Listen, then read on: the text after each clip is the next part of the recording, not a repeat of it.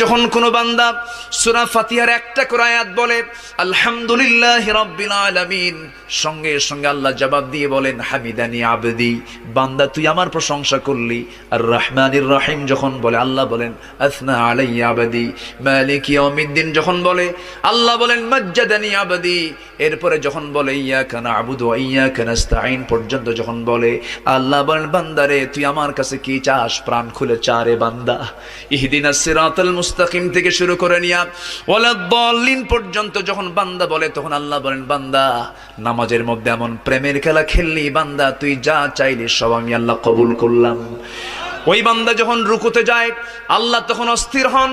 ওই বান্দা যখন সিজদায় যাওয়ার জন্য প্রস্তুতি নাই, সমস্ত ফেরেশতাকে ডাক দিয়ে বলেন ও ফেরেশতারা, এই বান্দাগুলো আমাকে দেখলো না, রাসূলকে দেখলো না, কোরআনকে দেখে হাদিসকে বিশ্বাস করে আমাকে খুশি করার জন্য তার সবচেয়ে সম্মানজনক